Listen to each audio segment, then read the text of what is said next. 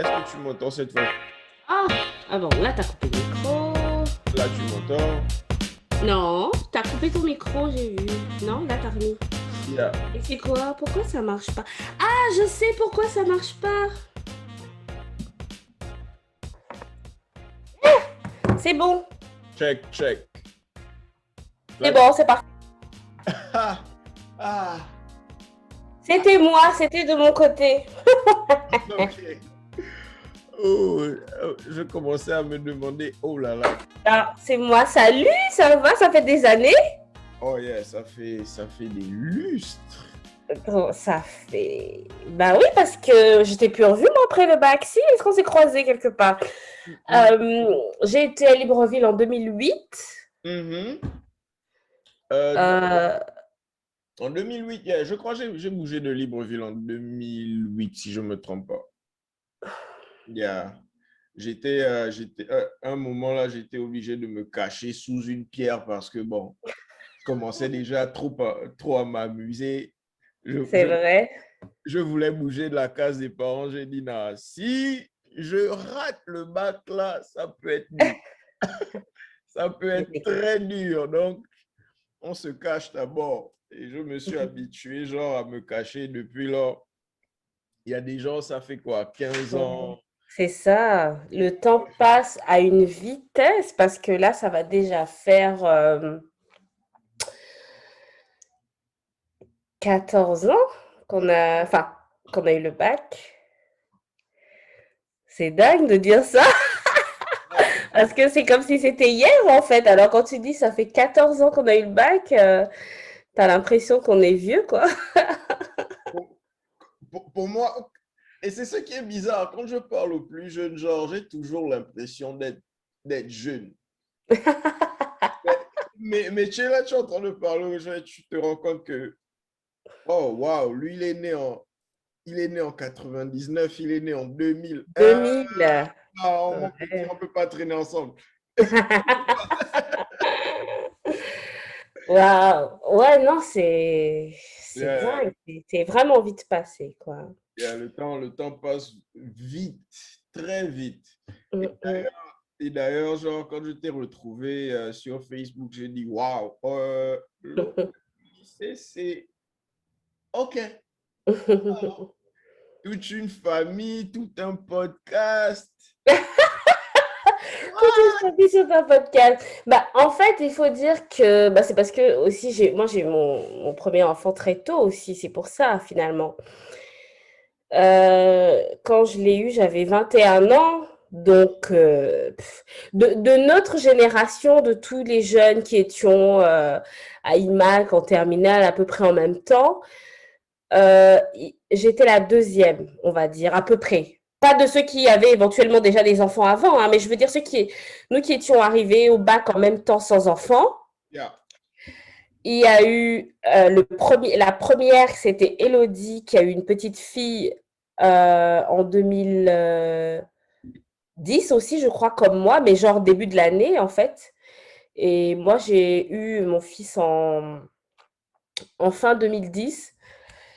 Et à partir de là, j'ai changé de galaxie, quoi, clairement. Non, c'est vrai. Tu es passé à travers un trou noir, genre, vers C'est autre chose. vrai.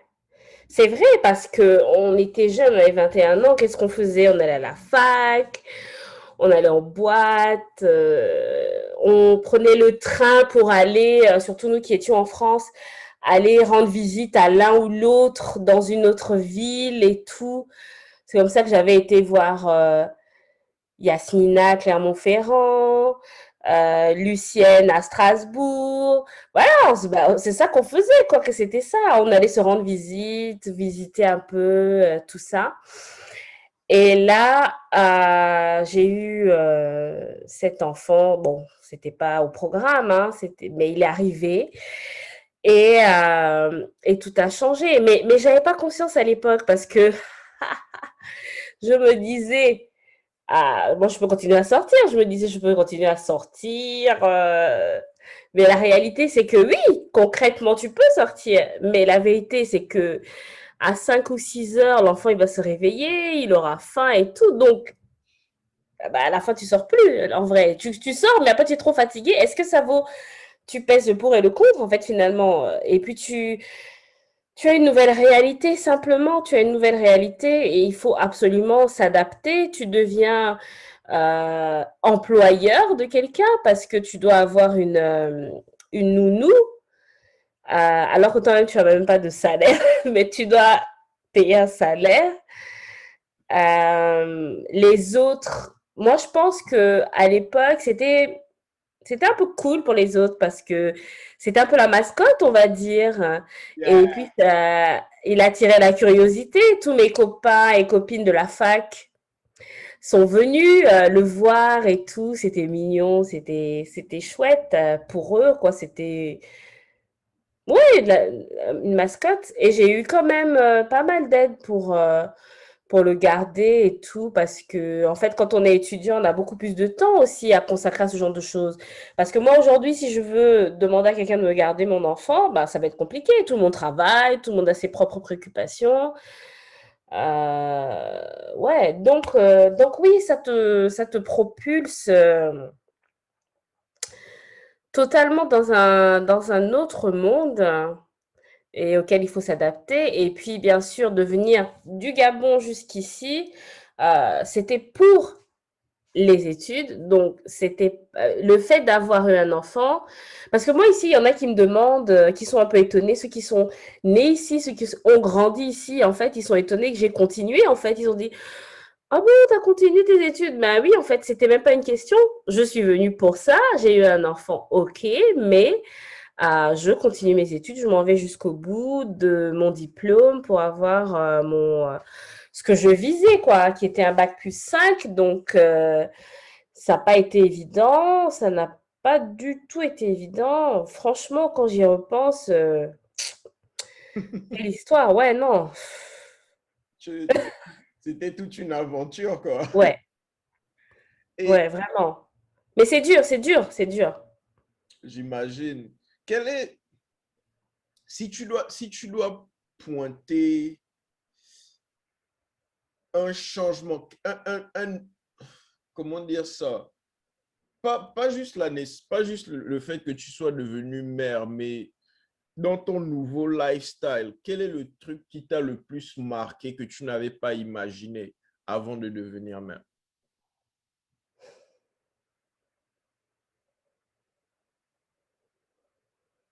Euh,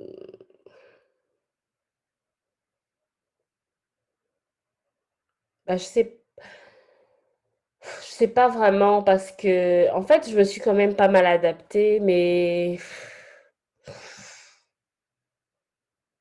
qu'est-ce que j'avais pas imaginé? Ben, c'est un peu ce que je te disais juste avant, en fait. Si tu veux, je croyais que je pouvais continuer ma vie d'avant, Hmm. tu sais, même en étant maman, mais en fait, tu peux pas parce que tu as toute une nouvelle personne qui entre dans l'équation et tu dois t'adapter, quoi. Tu dois, euh, même en dehors de sa petite personne, ce petit bout-là, c'est tout ce qui vient autour, même ne serait-ce que matériellement parlant, parce que quand tu accueilles un enfant, bah, tout le matériel de préculture qu'il te faut et qui t'envahit, en fait, qui envahit ta maison, tu vas avoir des tapis d'éveil par-ci par-là, des parcs par-ci par-là, des jouets par-ci par-là. Dans la cuisine, des biberons, des trucs pour faire sécher les biberons. Ouais, c'est ça aussi, quoi. Ouais, je pense vraiment son arrivée avec tout, parce que quand tu pars, en fait, toi, si tu veux partir aujourd'hui, bah, tu prends ton sac à dos, tu mets ta bouteille d'eau ou je sais pas quoi, et puis t'es parti, tu vas où tu veux, tu vas où tu veux. Mais en fait, quand tu as un enfant et que tu dois partir avec, il y a pas de place pour la spontanéité, en fait. Hmm. Tu peux pas dire je m'en vais tout de suite, non. Tu dois préparer ses affaires. Il doit y avoir une tenue de rechange au cas où il se salit, des couches pour le changer, nanani nanana, de quoi faire manger parce que tu sais que tu vas sortir de midi à par exemple 20 heures, mais entre deux, il y a le repas du bébé donc tu dois l'embarquer dans ton sac. Voilà, il y a plus de place pour la spontanéité quand tu as un enfant. Ça, ça, voilà le joyau de toute l'histoire. Il n'y a plus de place pour la spontanéité Oui, quand tu es un enfant. oui. Hmm. Parce que, Amine, quand quand j'y pense, c'est peut-être l'un des points forts de. Je ne sais pas si c'est une force ou une faiblesse, à vrai dire. Mais genre, j'aime cette capacité-là à pouvoir faire ce que je veux quand je veux. Et juste l'idée d'avoir une famille, c'est vrai, c'est une idée à laquelle j'aspire, bien sûr. Mais c'est genre, je pense à tout ce que je ne peux plus faire. À peine aujourd'hui, j'ai eu une conversation avec ma mère. Genre, j'essaye, le podcast là même fait partie de ça. J'essaye d'avoir toutes ces conversations pour essayer de plus m'éduquer sur ce que je veux atteindre dans la prochaine étape de ma vie. Mhm, Et je parlais avec elle, elle me parlait de sa jeunesse, mhm. quand elle était jeune, elle a fini l'école, elle a commencé à travailler, elle se faisait son argent. I mean, independent woman. Ah, Et genre, le concours de circonstances et désir personnel, elle a décidé de se marier et énormément de plans qu'elle a cru étaient solides ne se sont plus réalisés. Et elle a dû, et genre, à travers, parce que d'habitude, quand tu parles avec les parents, du moins, genre, quand j'ai eu les conversations là avant, les parents comprennent que tu peux pas te connecter, genre, vraiment à la douleur qui est en dessous. Et même maintenant, on essaie toujours de te protéger de certaines mhm, choses, mais tu peux sentir que mhm. Le struggle. un struggle, genre, savoir que, yes, tu as les capacités de faire quelque chose, mais tu as des responsabilités qui surpassent tout ça. Et même si tu décides de faire ça, tu dois devenir plus que... Amine, pour les femmes, c'est... Je peux donner toutes les critiques que je veux, hein, mais quand je vois une femme entrepreneur, genre, je suis genre, OK, tu as décidé de prendre un lourd fardeau, respect. Respect, parce que c'est ce qui m'impressionne aussi avec toi, parce que je vois le podcast et je vois le niveau de détail. Par exemple, le simple fait que tu gardes tes couleurs en ordre. Les gens ne pensent pas au fait que c'est quelque chose qui requiert de l'attention. C'est Et ça. donc, tu as toute une famille à côté que tu dois Mm. gérer. Et ce n'est pas le seul aspect de tes affaires non plus. C'est quand je pense, Amine, quand je me fais une idée de tout ce qu'une femme doit manager de nos jours, spécialement si elle décide de compétir, c'est genre, hmm, vous là, vous cherchez. C'est vraiment, c'est très, très, très, très dur parce que, et même, tu vois, moi qui suis maman ici en Occident, avec toute la famille qui est au Gabon, bon, après, j'ai mon mari ici et sa famille est ici, donc sa famille nous aide aussi énormément et heureusement parce que sinon, c'est pas possible. Mhm. En fait, tu te rends compte, tu réfléchis, tu compares, tu discutes avec les autres et tout. Et tu vois déjà, au niveau des générations, tu vois, euh, par exemple, moi, ma grand-mère, elle a eu 5 enfants, mais en fait, elle faisait un peu du business, tu vois. Elle faisait plein de choses. Elle faisait des gâteaux, elle faisait de la couture, elle vendait des tabliers, des nappes, des trucs. Mais il n'y avait pas cette pression derrière elle du chiffre d'affaires, par exemple, tu vois. Yeah. Elle le faisait, c'était, on va dire, du beurre dans les épinards. Elle participait, voilà. Après, mais aujourd'hui, en fait, nous, les femmes, la société a beaucoup changé et en fait, on veut aussi notre épanouissement personnel, notre épanouissement professionnel.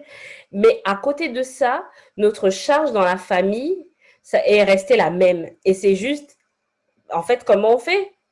On est une seule personne, on a un seul cerveau, on a 2 bras. Comment on fait? En fait, on ne peut pas. Mais on ne veut pas choisir, en fait. Parce que si tu veux, tu vas aussi avoir l'image de... Ça, c'était dans les films des années 80-90, Working Girl, 30 ans, célibataire, Hmm. machin, au niveau du boulot, super ambitieuse, machin et tout. Bah, il y a des femmes dont la carrière est la priorité. Mais en fait, nous, les gens, les filles comme moi, on veut tout en fait. On veut avoir le mari et ou les enfants et la carrière. On veut tout. On veut tout. Moi, je veux tout en tout cas. Mais c'est dur. C'est dur parce que en fait, on s'attend. Ça, c'est un truc. Ça existe. Hein, il y a une phrase. Je sais pas exactement c'est qui l'a sorti, mais c'est vrai. En fait, on s'attend à ce qu'une femme, au niveau enfin une mère, au niveau du travail, soit comme si elle n'avait pas d'enfant. Hmm. Et au niveau de la maison, comme si à côté elle n'avait pas de travail, en fait, tu vois.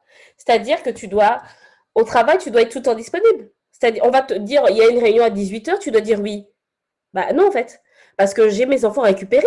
Qui va les récupérer à l'école? Qui va leur donner le bain le soir? Qui va leur faire à manger?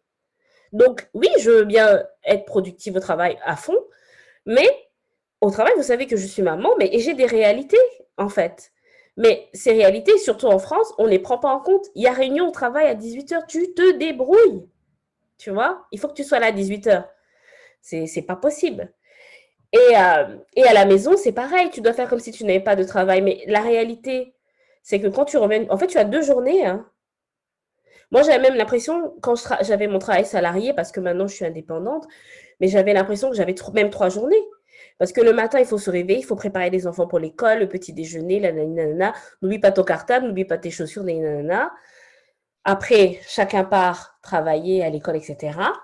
Et quand on revient, le repas, le bain, les discussions aussi. Parce que c'est ça aussi, les enfants.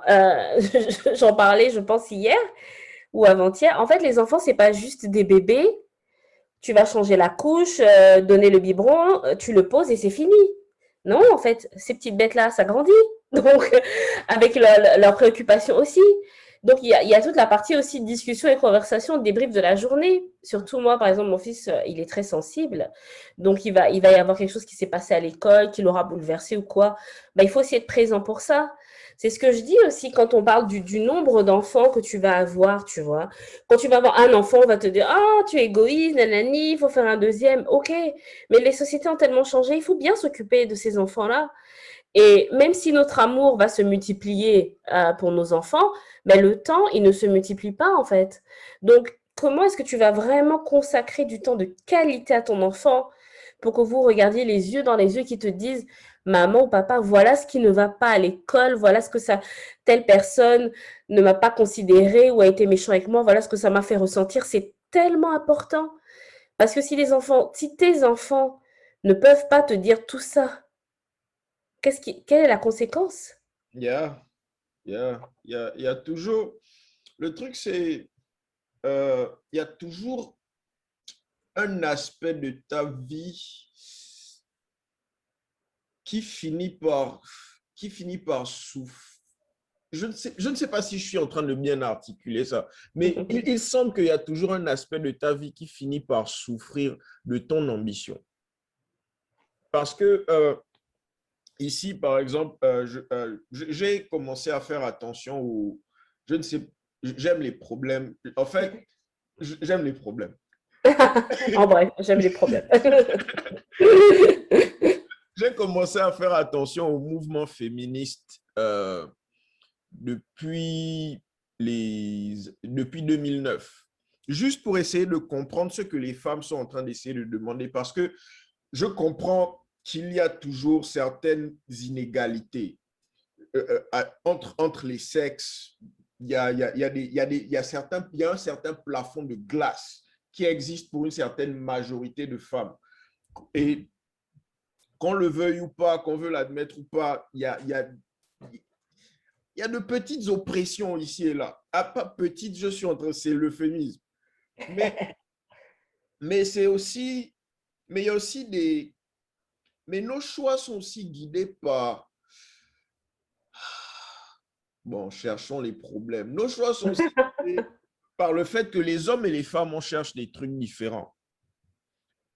Et, et dans le business, comme toute arène de compétition, il n'y a pas d'espace pour le personnel. Et c'est de manière viscérale. Genre, les gens voient même que tu as un certain attachement personnel. Ils vont même prendre ça, ils vont même appuyer sur le bouton là, juste te battre dans le domaine de la compétition. Et ce qui fait que je crois que les femmes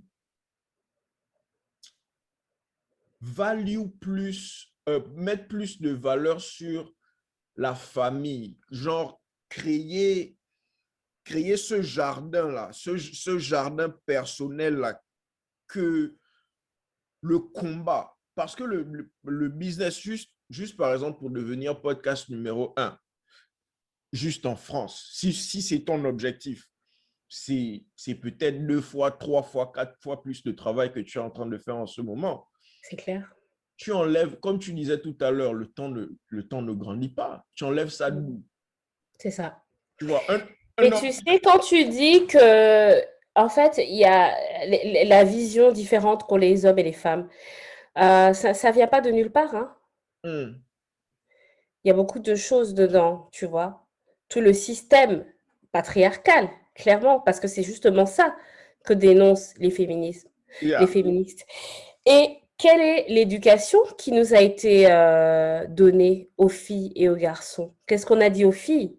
Qu'est-ce qu'on a dit aux garçons quand ils étaient petits par rapport à ce qu'ils vont faire plus tard? Vers quoi est-ce qu'on dirige le plus souvent les femmes?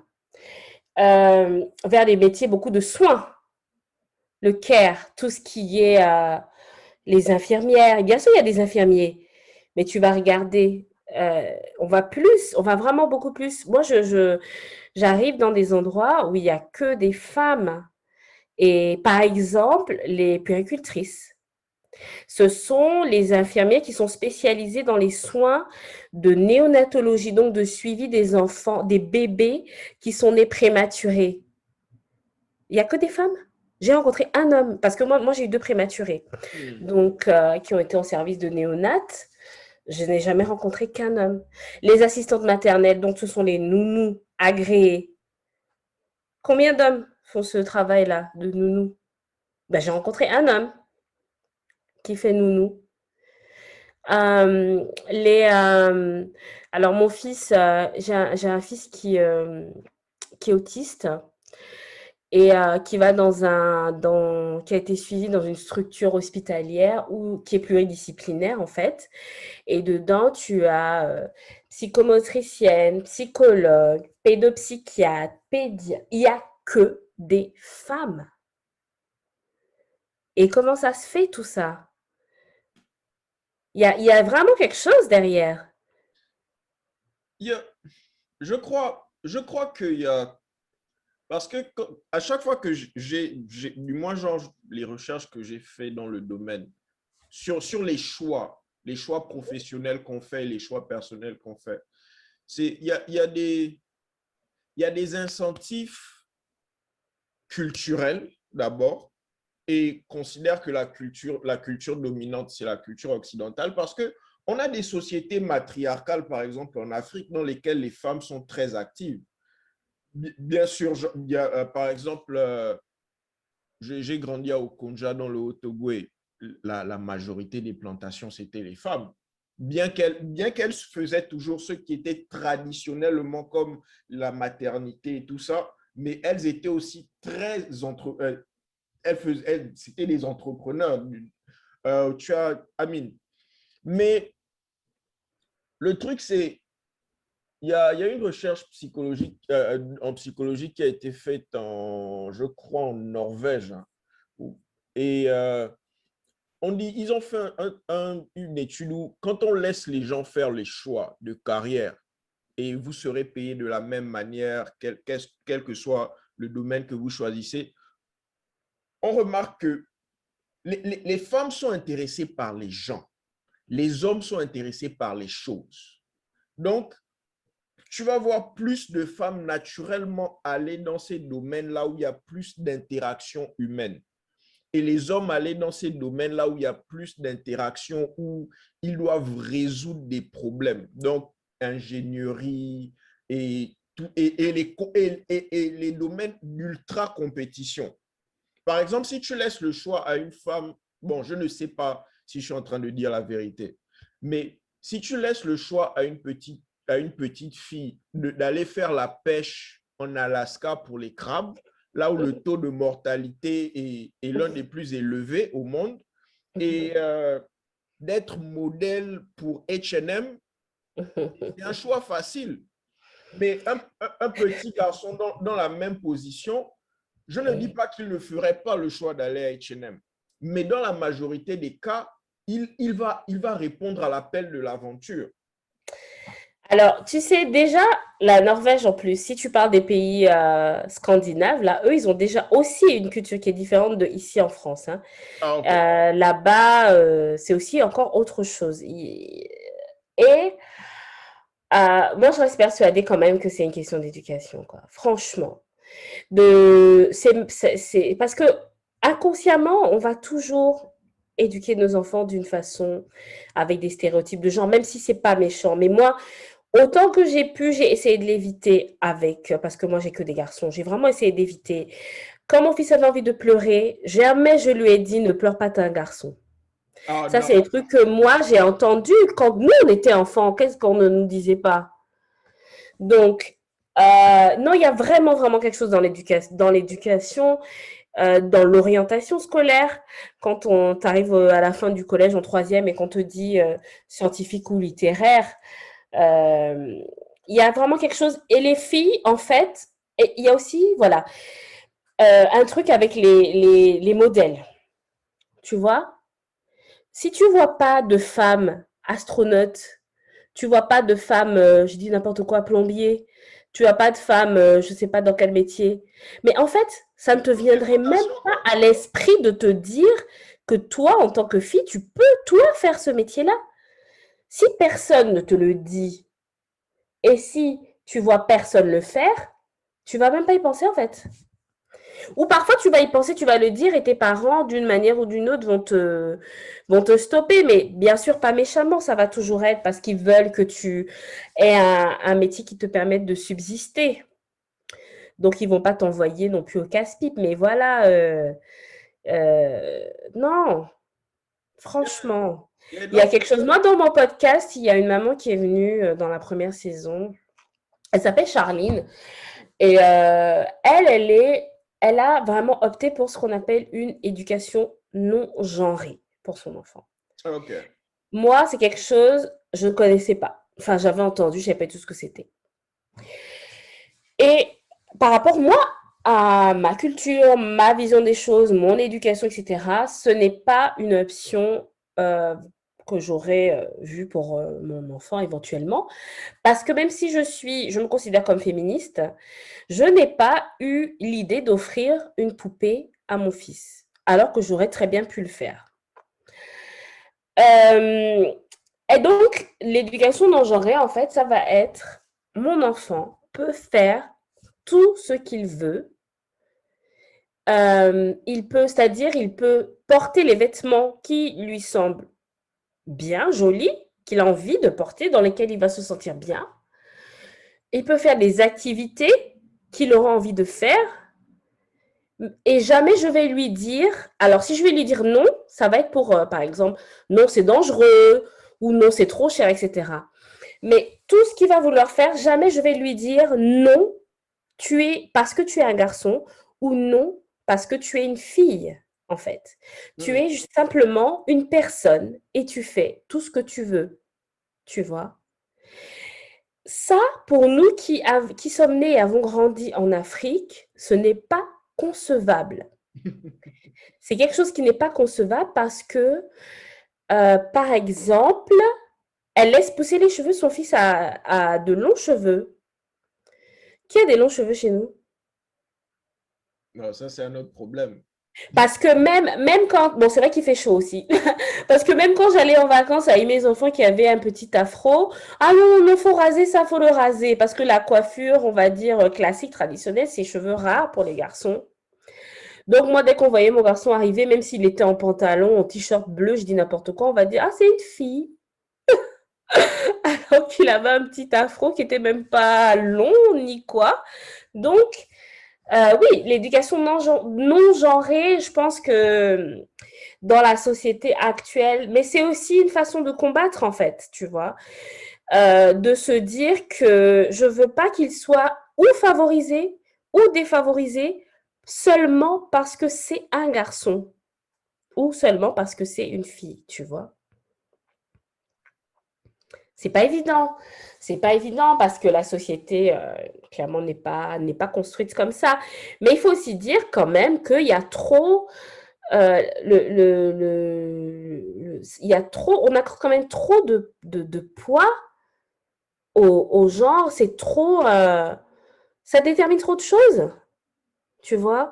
Ça va être, par exemple, si toi et moi, aujourd'hui, on décide de faire un chill Hmm. avec nos anciens potes d'IMAC et tout, on va tous se retrouver. Qu'est-ce qui va se passer? Nous, on va faire à manger et vous allez vous occuper de la boisson, oui ou non? Pourquoi? Amin, ce sont des normes, ce sont des normes culturelles. Et les normes culturelles là sont là pour de bonnes raisons. C'est vrai. Oui, la raison, c'est opprimer les femmes. Non, non, non, non, non, non, non, non, non. Parce que voici genre ma crainte, tu vois. Ma crainte, c'est que les problèmes de certaines cultures, parce que Mhm. le problème, c'est que certaines cultures, grâce à la globalisation, font de leurs problèmes des problèmes collectifs au globe. Mhm. Plusieurs des problèmes, par exemple, que certaines femmes rencontrent dans les cultures occidentales n'existent pas dans nos cultures. Ah bon? Amine, nos cultures actuelles ne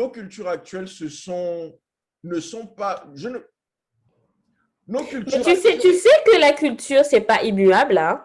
non, C'est en perpétuel changement, hein? non, c'est pas immuable. Bon, pour moi, le truc, c'est que je suis divisé entre celui qui est hyper traditionnaliste et qui veut conserver les valeurs et celui Mhm. qui comprend la nécessité du progrès, n'est-ce pas?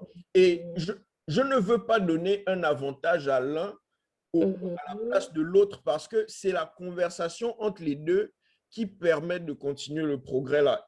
Ok. Mais moi, je suis intéressée parce que que tu as dit juste avant en disant, il y a certains problèmes qui sont des problèmes de femmes occidentales finalement et qui ne concernent pas les femmes en Afrique. C'est ce que tu as dit. non, non, pas exactement. Pas exactement. Parce que énormément de problèmes, parce qu'on on a adopté énormément la culture occidentale chez nous. Mm. Ce qui fait Mm. que certains problèmes existent déjà chez nous depuis euh, quasiment 3 décennies ou 50. I mean, that doesn't matter. Mais il y a déjà certains de ces problèmes-là qui sont chez nous. Par exemple, la culture de la dot n'est pas aussi grande chez les autres qu'elle est chez nous. La culture, Ça n'existe pas ici, hein. voilà, la culture de la famille où la famille Mm.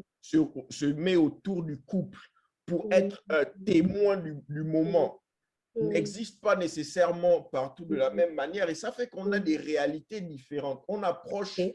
les solutions de nos problèmes de manière différente. Mais Mm. si on utilise une solution pour autant de diversité, on va se retrouver à créer, à mon avis, il y a des problèmes qui vont se générer qu'on n'a pas anticipé parce que les normes, là, les normes qui sont là avec nous depuis des années, je ne refuse pas qu'elles oppriment les femmes. Et il faut vraiment qu'il y ait énormément de réformes. Il y a énormément de choses qui doivent être faites. Mais Mm. ça doit être fait avec énormément de prudence. Et ce que je vois en ce moment du côté progressif des choses, c'est que on veut changer énormément de choses hyper vite sans savoir exactement quelles sont les conséquences. Par exemple, je fais attention, comme je te disais, je faisais attention au mouvement féministe. On se retrouve avec les féministes des années 60 et des années 70 qui Mhm. maintenant sont en train de nous donner des réponses sur les conséquences des principes qu'elles ont suivis. Il y a énormément de bonnes conséquences, mais il y a par exemple les conséquences de énormément de femmes se sont retrouvées célibataires dans leur vieillesse, toutes seules, personne pour s'occuper d'elles. Et bon, ça c'est vraiment des anecdotes. Je ne suis pas en train d'en faire une règle. Mais Mhm. il y a des problèmes comme ça qui se créent où quelqu'un, à cause d'un certain choix idéologique, se retrouve isolé d'un certain support, que ce soit un support émotionnel ou un support financier ou structurel. Oui. En tout cas, je suis d'accord avec, d'une part avec ce que tu dis, oui. Dans un sens, je comprends ce que tu veux dire. Parce qu'en fait, on ne peut pas regarder avec une loupe occidentale les réalités africaines. Hmm. Ça, c'est vrai. Et c'est compliqué pour des personnes comme moi qui sommes de culture africaine et vivent en France. Parce que moi, aujourd'hui, mes réalités, en plus, je suis mariée avec un Français, donc voilà, mes réalités sont celles d'ici aujourd'hui. Yeah, yeah. Donc, mon prisme aujourd'hui va être celui d'une femme noire qui vit en France. Donc, Et c'est ça, c'est clair, je ne peux pas je peux pas décalquer. Les problématiques que moi je rencontre ici ne sont absolument pas les mêmes problématiques que vont rencontrer mes sœurs au Gabon. Donc, sur ça, on est d'accord. yeah. Mais il y a aussi bon, le fait aussi que, et là, je suis pas, je suis très, je n'aime pas aborder le sujet du racisme, mais genre, être une femme noire en Europe, j'imagine, j'imagine les scènes. Quelle est la scène la plus étonnante que tu aies dû vivre, que tu as dit, là quand même, vous êtes en train d'abuser? Bah, en fait, moi, je peux pas dire que moi, j'ai expérimenté un racisme frontal et violent, quoi. Parce que justement, le racisme aura plus tendance à être insidieux et structurel, en fait, tu vois.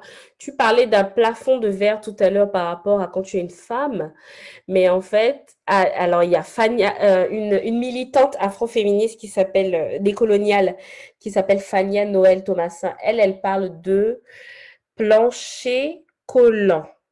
Hmm. Donc, c'est encore autre chose. Et tu vois là, on est vraiment dans ce qu'on appelle l'intersectionnalité, en fait. Parce que moi, je vais subir des oppressions parce que je suis une femme, d'une part, et aussi parce que je suis noire. Donc, toi, en tant qu'homme, tu vas pas avoir les mêmes oppressions que moi. Et en tant que noir, tu auras encore d'autres oppressions. C'est aussi pour ça que ici, le féminisme en France va avoir du mal à s'articuler, parce qu'en fait, les féministes qui sont mainstream sur le devant de la scène vont être des féministes blanches. Et en fait, elles ne me parlent pas du tout.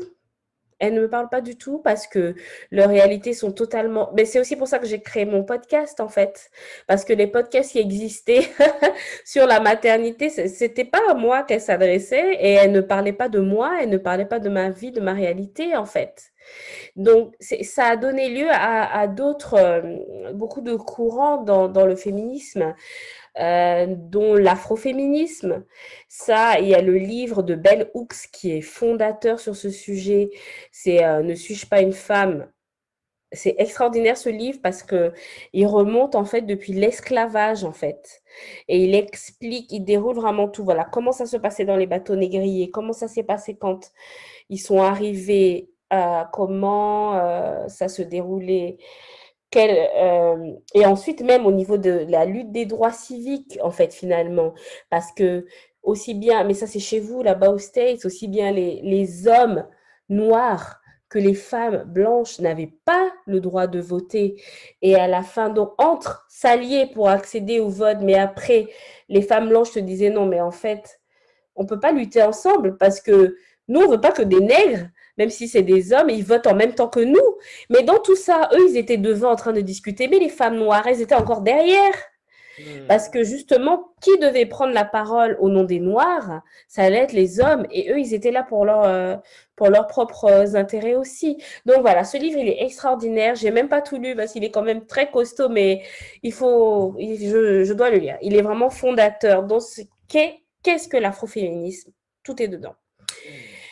Et ça, c'est ce que je découvre aujourd'hui et sur quoi je dois me renseigner maintenant. Ça va être le féminisme décolonial. Parce qu'aujourd'hui, en fait, on veut tout décoloniser. On décolonise tout, en fait, maintenant. C'est-à-dire tout ce qui nous a été inculqué pendant l'époque de la colonisation et dont nous, on a hérité, on déconstruit ça. On déconstruit tout. Ça passe par l'écologie. Quand on parle de déconstruire l'écologie, ça va être, par exemple, il y a une fille, elle est des populations natives du Canada. Et elle va dire, nous, on mange des mammifères marins, là, des belugas, des machins, tu sais. Yeah. Les écolos disent non, il faut protéger la planète, on doit protéger ces espèces-là. Oui, mais nous, traditionnellement, et depuis la nuit des temps, on les mange et on utilise tout. On utilise leur peau pour nos habits, pour nos bijoux, pour nos machins. On mange. Et voilà, en fait, et donc quand on dit décoloniser, c'est-à-dire voir tout ça autrement, en fait. Ouais. On parlait de loup tout à l'heure, tu vois. On ne regarde pas leur comportement de façon occidentale, mais on va regarder leur comportement de leur point de vue à eux.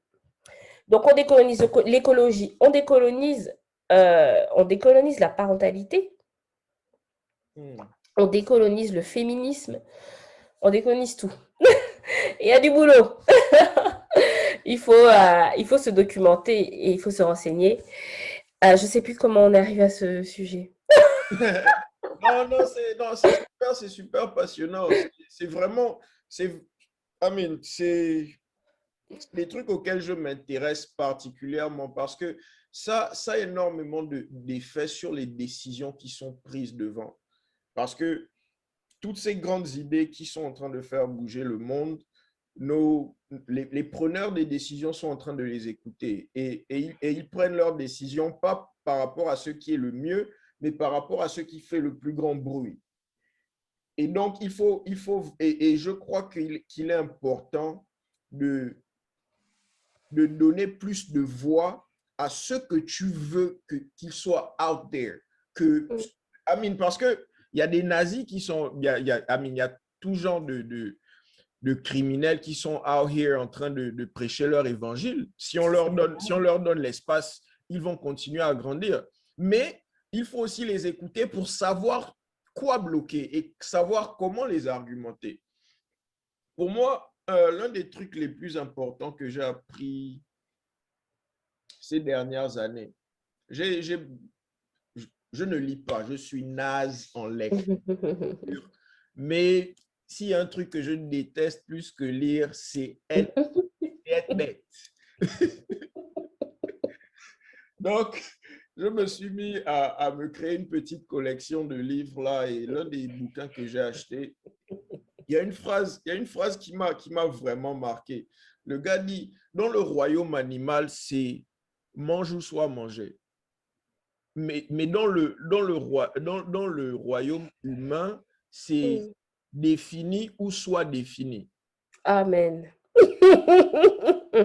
Et depuis lors, ma perception des choses a vraiment changé. Je ne veux pas que quelqu'un d'autre me dise qui je suis. Ah ouais, ça, ouais. J'ai mon père, Dieu est grand, j'ai mon père qui est vivant, j'ai ma mère qui est vivante, j'ai des oncles, des tantes, des vieux. Je vais aller demander. Les gens qui me connaissent, qui connaissent tous ceux qui m'ont précédé, peuvent mieux m'informer sur qui je suis qu'un grand penseur qui sort de je ne sais pas quel trou. Il veut vendre des livres et il vient me prendre la tête. Va loin, va loin, va loin, va loin.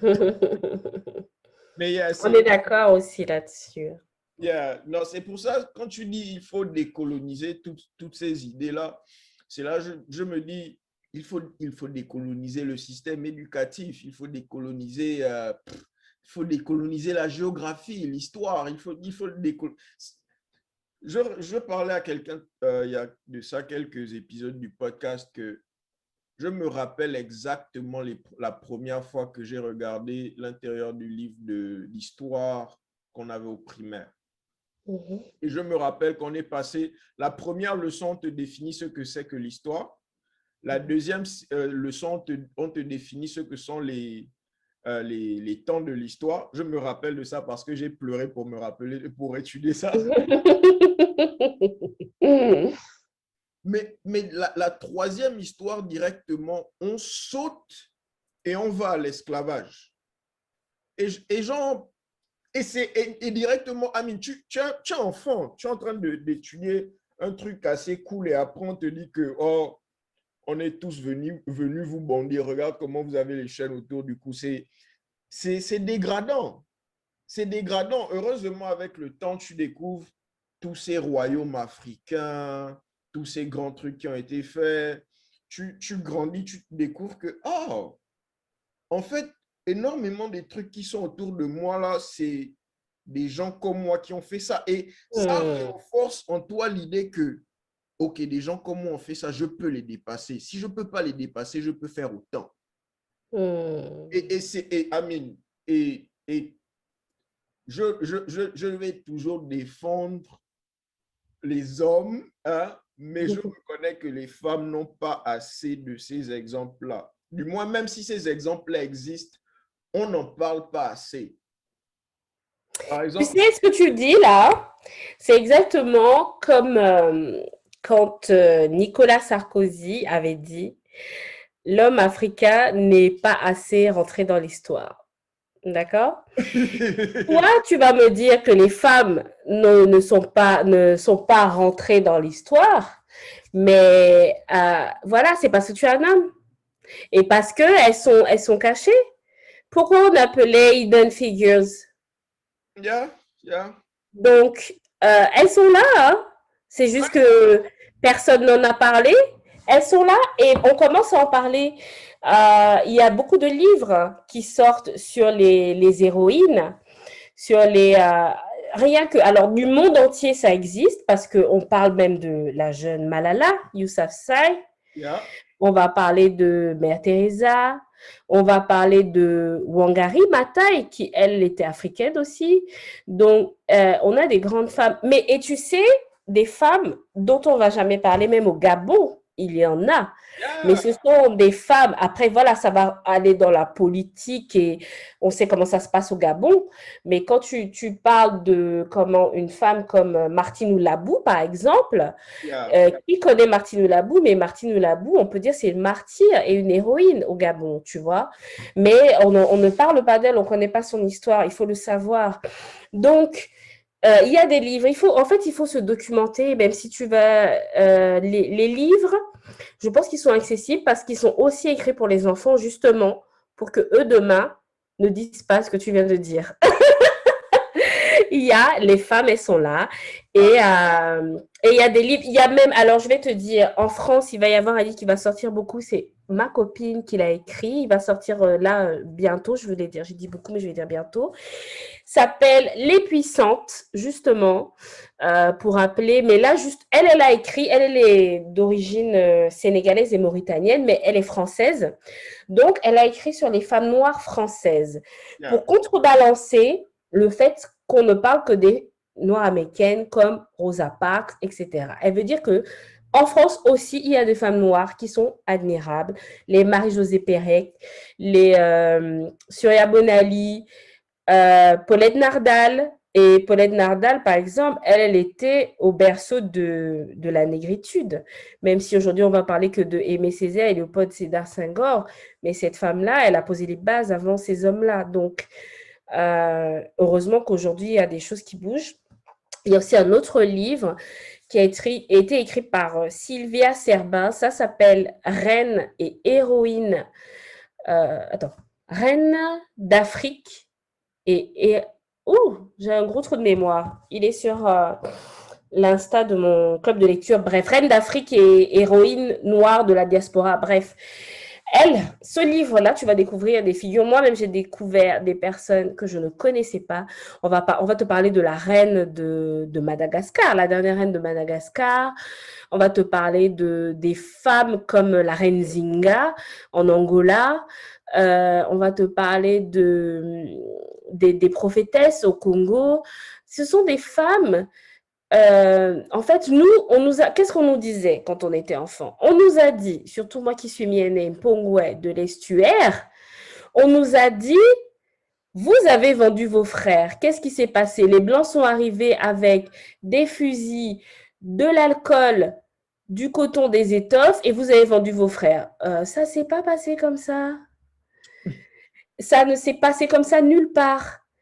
Les gars, quand ils sont venus, lisez Le Monde s'effondre de Chinua Achebe. Non, je suis désolée, tu n'aimes pas les livres, mais il faut lire. Je suis désolée. Non. Il faut lire parce que qu'est-ce qui s'est passé? Les gars, ils ne sont pas venus comme ça, boum. Non. Tu vois. Les gars, ils ont été subtils. Ils avaient tout un plan et qui a tellement bien fonctionné qu'aujourd'hui encore, on en subit les conséquences. Oh, yeah. Donc, voilà, les gens ont lutté contre. En fait, quand ils se sont rendus compte de ce qui était en train d'être fait, c'était trop tard. Le mal était déjà fait. Ils étaient déjà arrivés imprégnés. Il y a des gens qui ont lutté, des rois et des reines et des chefs qui ont lutté avec leurs propres armes. Malheureusement, la plupart ont été défaits, à part en Éthiopie. Yep. Sinon, partout, on a perdu. Mais on s'est battu. Mais personne ne le dit. On va toujours dire les Blancs sont arrivés, vous les avez accueillis à bras ouverts et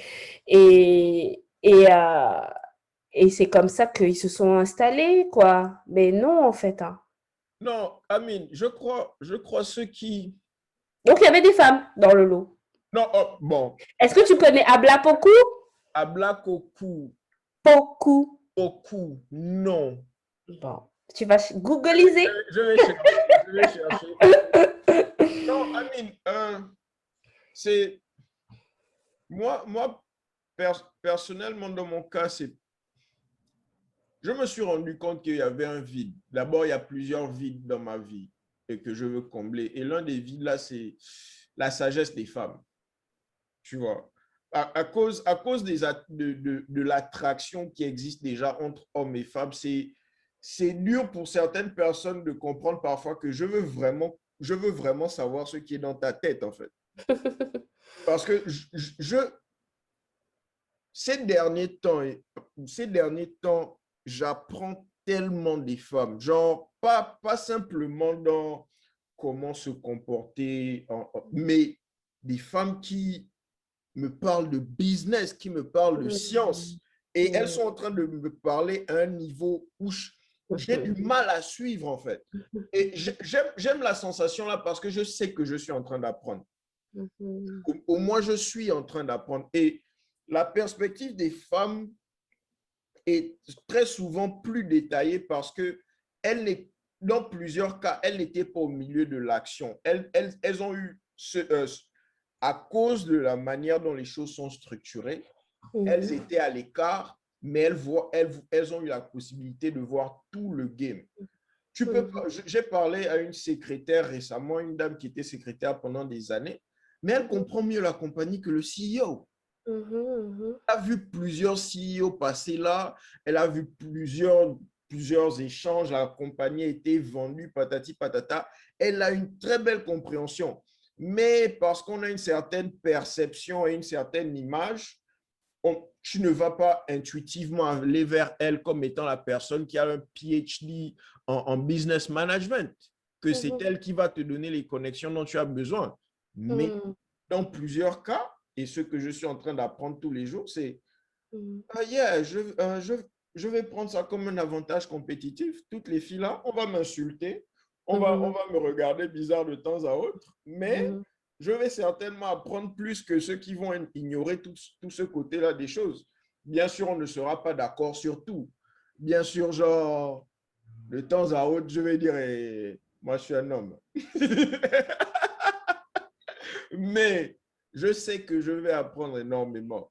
Par exemple, tous les livres auxquels tu viens de faire référence, il va falloir que je lise ça. Au moins, il va falloir que j'en lise une partie. Bien que je n'aime pas lire, je ne vais pas être bête dans le sujet là non plus.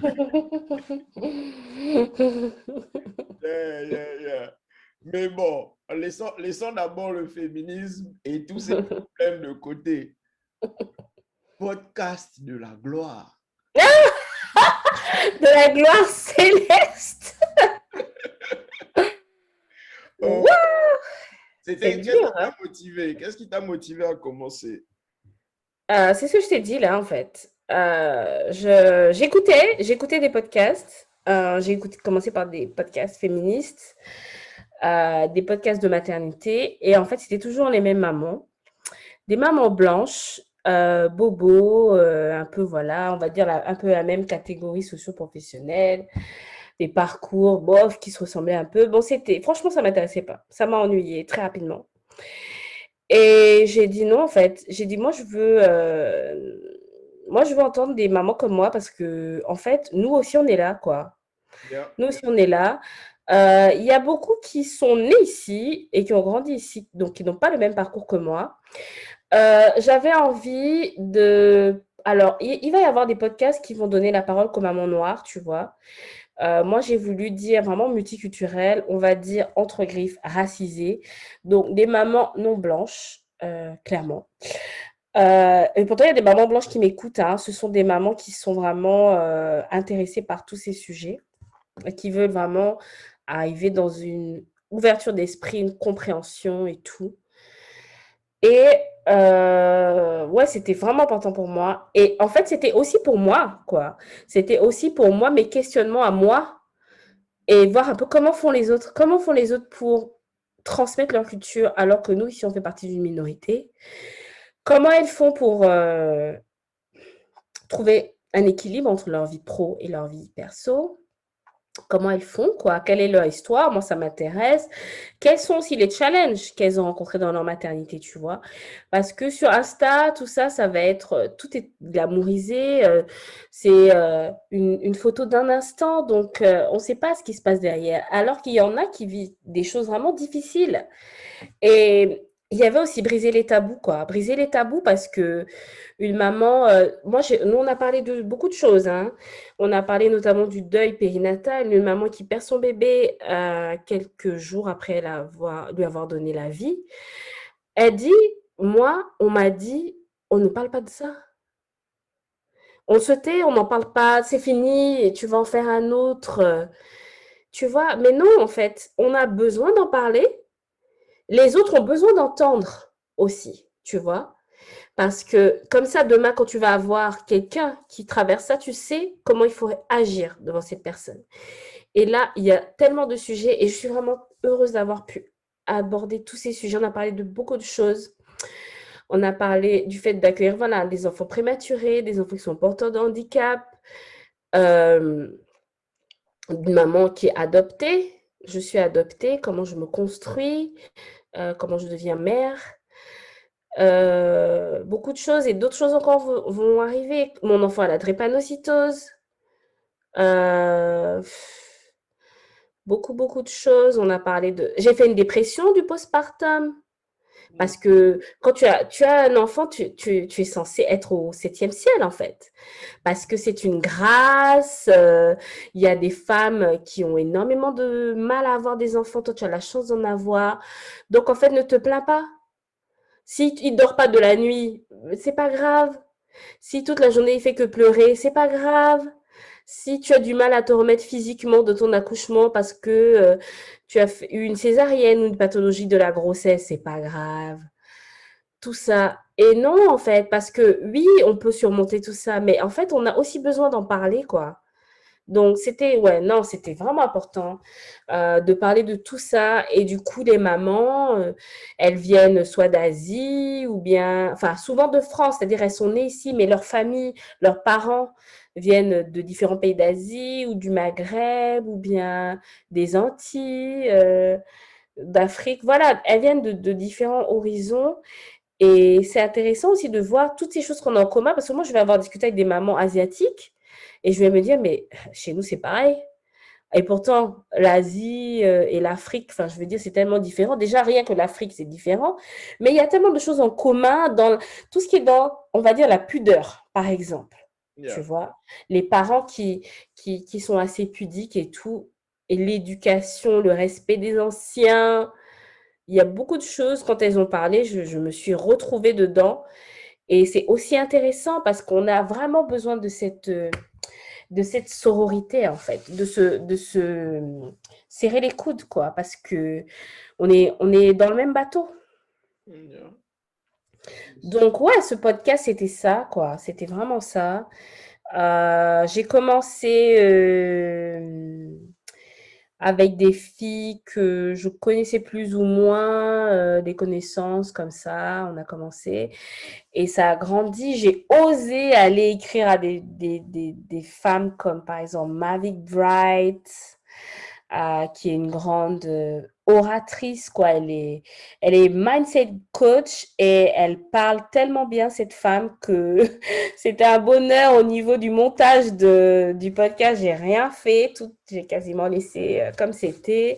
Nice. Euh, il y a d'autres mamans qui veulent venir, elles disent, moi j'ai une histoire, moi j'ai un parcours, j'ai quelque chose, je veux témoigner, je veux venir. Il y a de tout, quoi. Non, c'est vraiment enrichissant, quoi. Ça m'apprend énormément de choses, je vois les choses différemment, je relativise. Je peux aussi appliquer certaines astuces ou certaines méthodes que les mamans vont partager. J'ai voulu aussi parler avec des professionnels parce que du coup, la première saison, il y a quasiment que des témoignages de mamans. Et là, la deuxième saison, j'ai voulu faire venir un peu des professionnels. Par exemple, une psychologue avec qui on a parlé du burn-out maternel. Elle dit que voilà, parce que tu peux ignorer que ça existe, mais en fait, elle, c'est sa spécialité. Donc, en fait, toutes les mamans qui vont venir la voir sont en burn-out. On a vraiment défini ce que c'était et tout. Et après ça, tu as une amie qui m'a écrit, qui m'a dit, écoute, j'ai écouté ton épisode et tu as mis des mots sur ce que je vivais, sur ce que je ressentais, tu vois. Et ça n'a pas de prix, en fait, tu vois. Parce que derrière, moi mon objectif, c'est quand même d'arriver à monétiser mon podcast. Mais en fait, c'est comme tu disais, 3, 4, 5 fois plus de travail que ce que je produis actuellement, tout en sachant que j'ai mon activité d'indépendante en freelance et tout. Donc, en fait, je n'ai pas 100% de mon temps à consacrer à mon podcast. Donc, en termes d'audience, c'est pas... Voilà. Mais le peu d'audience que j'ai, en fait, et les retours que j'ai, ça va être des gens à qui ça a vraiment fait quelque chose, en fait, d'écouter le podcast. Donc, c'est tout bénef, quoi. Yeah, c'est ce qui est important. Tes quelques subscribers, tes quelques abonnés, là, il faut les traiter comme de l'or. C'est ça.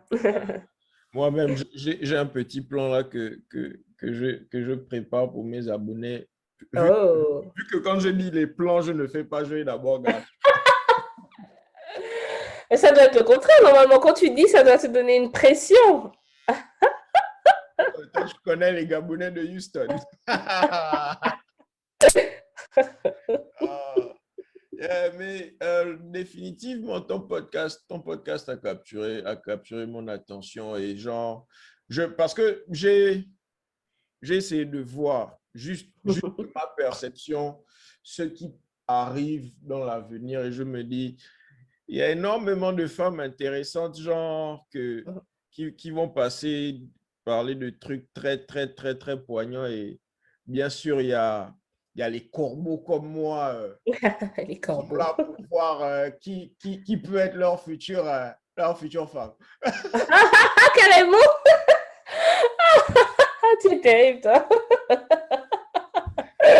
Yes, yes, la nature revient au galop. Alors, après les sites de rencontres, ça va être les podcasts de rencontres maintenant. Pour aller là où les autres ne parlent pas. N'importe quoi. Yeah. Hmm. Comment on appelle ça? Comment, ça m'échappe. Par rapport au podcast, Hmm. quels sont les challenges que toi, parce que j'ai envie de parler à plusieurs podcasteurs africains, particulièrement francophones. Quels sont les challenges que toi, tu as dans la production de ce que tu fais? Il y en a quand même pas mal, hein. Déjà, moi je dirais, il y a un peu de tout. Il va y avoir peut-être un manque de, peut-être moyens techniques, de temps aussi, et franchement et clairement de visibilité. Parce que, en fait, on va parler, surtout moi, en fait, je vais parler à une certaine catégorie de personnes qui n'est pas forcément la grosse majorité, tu vois. Donc, et derrière ces personnes, alors il y avait, voilà, le problème principal, je reviens, c'est que les gens ne connaissent pas le podcast. Ou du moins ne connaissaient pas le podcast quand je l'ai lancé en février 2020, tu vois. Yeah. Ça, c'est quelque chose, tu vois, parce que moi, j'aime bien une copine que tu connais, je ne vais pas la citer parce que du Mac. En fait, j'avais fait une publication pour fêter l'anniversaire des 1 an du podcast. Hmm. Elle a commenté qu'elle ne savait pas comment écouter mon podcast. Ah! Alors qu'en fait, moi, de mon côté, j'ai l'impression que j'en parle beaucoup, tu vois. Yeah, C'est yeah. pour ça qu'en fait, il faut pas te lasser de répéter. Tu ne saoules pas les gens parce que ils ne reçoivent pas, tout le monde ne reçoit pas ton message, en fait. Je vais avoir créé un compte Instagram pour le podcast où il y a 2000 personnes. Je vais faire des publications plusieurs fois par semaine. Rien. Il y en a quand même qui vont venir me dire comment est-ce qu'on écoute ton podcast. En fait, tu dois devenir zen. Tu dois laisser ça couler sur toi seulement. En tout cas, j'ai fait le boulot. C'est ça, en fait. Donc, avec plaisir, je lui ai donné le lien. Parce qu'elle dit, en fait, finalement, je suis ce que tu fais sur Instagram, etc. Mais le podcast en lui-même, parce qu'en fait, Instagram n'est qu'un amplificateur, en fait. C'est qu'un moyen. Moi, je veux que les gens ils aillent écouter mon podcast, tu vois, mais ils ne le font pas tous. Tu as beaucoup qui sont là sur Instagram parce que je propose aussi du contenu, du coup, extrait du podcast, qui peut nourrir la réflexion. Ça peut être des recommandations de livres, ça peut être des extraits du podcast, etc. Ils vont se contenter de consommer ça. Non, en fait, c'est que du contenu en bonus. Le contenu principal, c'est le podcast. Donc, il faut que les gens écoutent les podcasts. Il faut que les gens partagent les podcasts. Parce que comment on se fait connaître? Tu écoutes un podcast que tu adores, tu le gardes pour toi. Non, ne soyez pas égoïste. Soyez généreux, partagez avec les autres. Dites, ah, j'ai écouté ce podcast, il est intéressant, je te le recommande. Parce que clairement, manque de visibilité. Quand tu vois les gros podcasts là, non mais eux, c'est des oufs quoi. Les gars, ils ont des centaines de milliers d'écoutes chaque mois. Waouh! Les gens les écoutent. Yeah. Et ils ont, c'est ouf. Et moi, les gens qui m'écoutent, en fait, je pense qu'ils n'ont pas conscience. En fait, ils ne réalisent pas à quel point moi j'ai besoin d'eux, en fait. Parce qu'ils aiment ce que je produis, mais il faut absolument qu'ils m'aident à amplifier ça, tu vois. Moi, toute seule dans mon coin, je ne pourrais jamais arriver à, voilà quoi, à vraiment exploser, à vraiment faire entendre nos voix à tout le monde, quoi. Yeah. Donc, ouais, c'est du boulot. Il y a beaucoup de pédagogie à faire, quoi, vraiment sur comment écouter. Et même, par exemple, pour obtenir des commentaires sur Apple Podcasts, en fait, plus tu as d'étoiles et de commentaires, ça va, l'algorithme, en fait, va te faire remonter et tout ça. Donc, moi, je répète tout le temps, laissez-moi des commentaires, laissez-moi. Et j'aime bien parce qu'en fait, tu as un très gros podcasteur ici en France qui s'appelle Mathieu Stéphanie et il a plusieurs podcasts et tout. Et lui, il dit, et même c'est pas le seul, en fait, quand tu vois quelqu'un que tu connais qui a un iPhone Bah, en fait, tu prends son téléphone, tu vas dans son Apple Podcast, tu te laisses 5 étoiles. En fait, et moi, j'ai fait ça avec un pote à la dernière fois au resto. Ah, On s'en fout. allez, mets-moi un commentaire, même si t'as pas écouté mon podcast, mets-moi un gentil commentaire. Il a écrit, j'adore ton podcast, vivement le prochain, 5 étoiles. Le gars, il a jamais écouté un seul épisode de mon podcast. Mais c'est une manière d'aider, en fait, les gens. Tu me connais d'IMAC ou bien de voilà, tu m'aimes bien, on est cool ensemble et tout. Tu n'écoutes pas forcément mon podcast, mais tu sais que ça prend 5 minutes. Tu peux me filer ce coup de main, quoi. Ça te coûte rien, en fait. Yeah, Et yeah, ça aide, quoi. définitivement. Allez like, allez commenter, partagez le podcast. Bon, moi, Amine, je suis en train de poser la question à plusieurs personnes et ce que j'ai remarqué, c'est en fait, les créateurs de contenu ont quasiment tous le même problème. Mais dans le cas du podcast, c'est légèrement plus difficile parce que ce qu'on produit, c'est du contenu de longue forme. Donc, ce n'est pas tout le monde qui a nécessairement l'attention, ce n'est pas tout le monde qui a nécessairement le temps. Et bon, et l'espace est en train de devenir de plus en plus compétitif. L'avantage que nous, on a, c'est parce que les gens chez nous, la technologie est encore nouvelle chez nous. Et on a cet avantage-là quelque part d'être dans le groupe des pionniers. Mais malgré ça, c'est difficile d'avoir de l'exposition. Moi, par exemple, j'ai commencé à travailler, à envoyer mes podcasts aux gars de, comment on appelle ça, Boueli Tribe, vu ils ont le site de musique. Et il y avait déjà un autre podcast que les frangins avaient déconfiné. Donc, eux, ils ont 20 000 followers. Ça veut dire au moins mettre le podcast devant 20 000 followers, Mmh. même si tu as une centaine qui viennent chez toi. Mmh. La conversion à 1%, c'est environ Mmh. 200 personnes Mmh. environ. Mmh. C'est déjà un petit début. C'est Après, clair. tu te crées un petit club de fanatiques qu'ils Mmh. partagent constamment. Vous faites les t-shirts, les petits événements, et puis bon, d'ici 3 ans, quoi. Je Mais voulais dire, tu sais, il y a un truc qui marche bien et que on n'exploite pas assez, nous les podcasteurs. C'est exactement ce qu'on est en train de faire là. En fait, c'est la cross-promotion, tu yes, vois. Parce que, et ça c'est pareil, je vais encore parler de Mathieu Stéphanie parce que j'écoute quand même pas mal ce qu'il fait. Lui, il est justement l'un des pionniers ici et son podcast, il est énorme. C'est vrai. Où est-ce que tu trouves des écouteurs, des écouteurs, des auditeurs de podcast? Tu les trouves où? Tu les trouves sur un autre podcast, yep, en fait. yep. Tu vas, vous faites des... Et là encore, même les podcasts business, par exemple, que j'écoute, tu as un groupe de filles, c'est des femmes, c'est des entrepreneurs. Pareil, elles se font de la cross-promotion.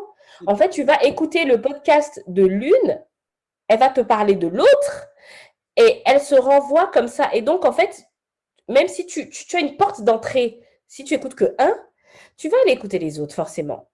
Tu vois. Et donc, maintenant, de un, tu vas écouter les quatre autres ou les, je sais pas combien elles sont, tu vois. Et je pense qu'on manque peut-être de ça. Parce que ça, clairement, ça a fait ses preuves. Les gens l'ont fait et les gens le font encore. Donc, en fait, si on a un moyen de s'inviter réciproquement ou même pas forcément de s'inviter.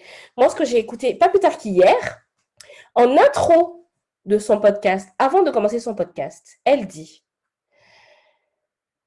avec les copines, on a décidé de se sponsoriser cet été des épisodes. Cet épisode vous est offert par telle personne qui fait tel podcast. D'ailleurs, je te recommande tel épisode de son podcast qui parle de ce sujet qui devrait t'intéresser. Bam, ça dure 1 minute. Fin, le podcast commence. T'as entendu ça?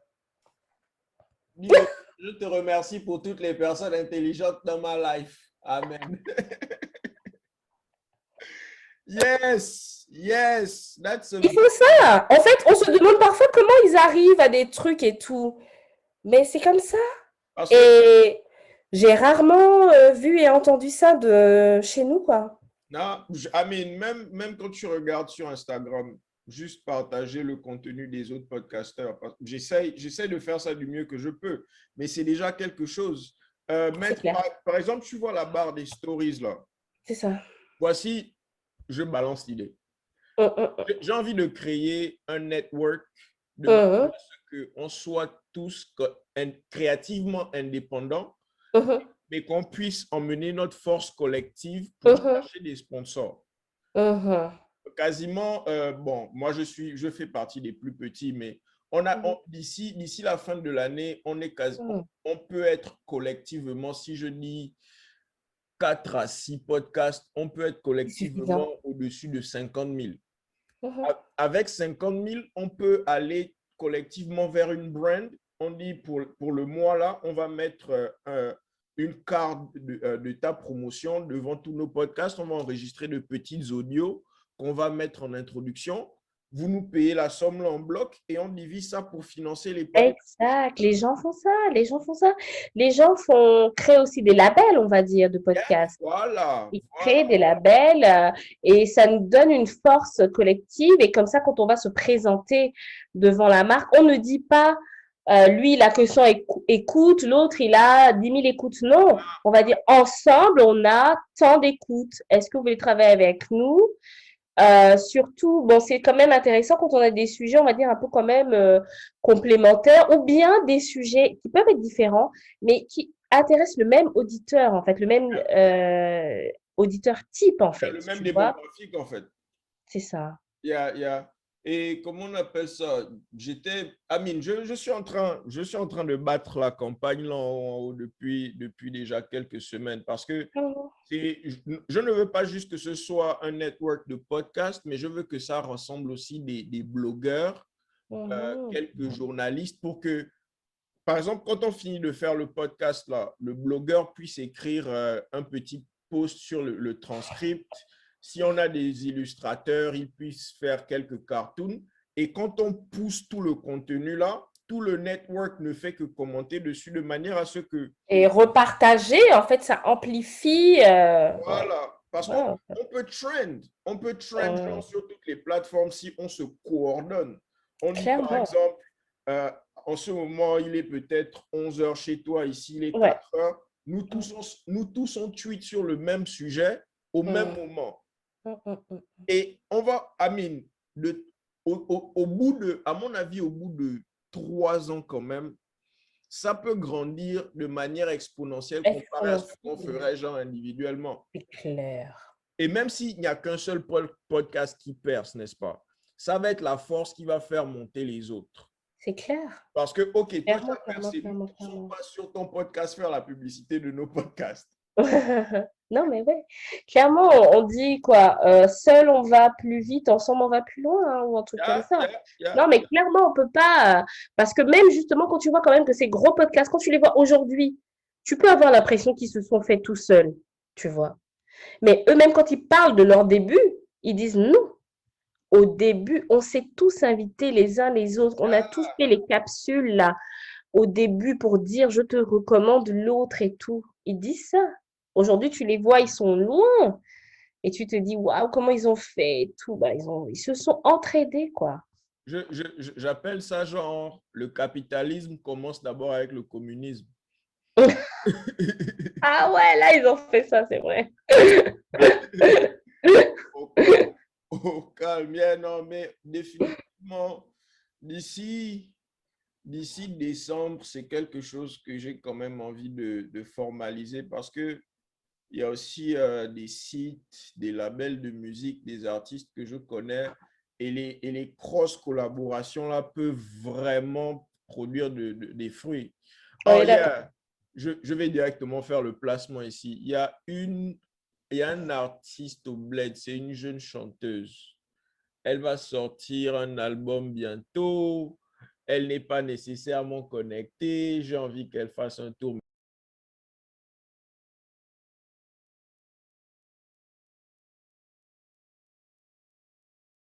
D'une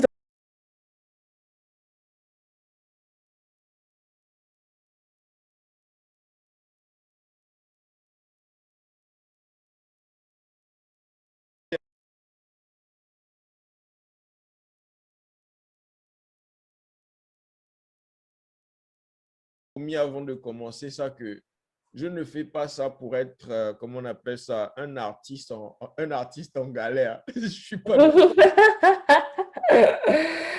Aïe. J'ai bien envie. S'ils sont là en train de nous écouter, tous les amis qui ont fait finance et droit, là, venez nous aider à formaliser ça. On peut faire quelque chose de joli avec. Clairement, c'est vrai. Mais ça fait vraiment plaisir d'avoir parlé avec Ouais. toi, d'avoir catch. Ben, ouais, Je ne c'est m'attendais même vrai. pas qu'on ait un débat aussi passionné sur Ben, franchement, ça m'a fait plaisir aussi, hein, en tout cas. Yeah. J'espère qu'on va, en tout cas pas j'espère, on va refaire ça. J'ai bien envie aussi de faire un panel femmes versus hommes d'ici là. Oh, ça va chauffer.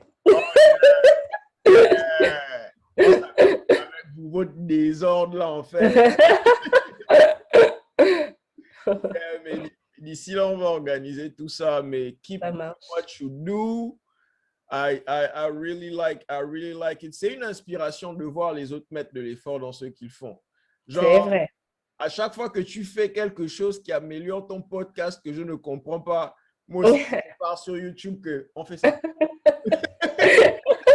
Bah, c'est comme ça, on fait tous comme ça. Moi-même, je fais ça. Donc, c'est comme ça. Yeah, C'est comme oui, ça que ça marche. on va continuer à apprendre les uns des autres et Ouais, on va avancer. super. Yeah, tu passes une très belle journée là-bas. Merci, toi aussi. À bientôt.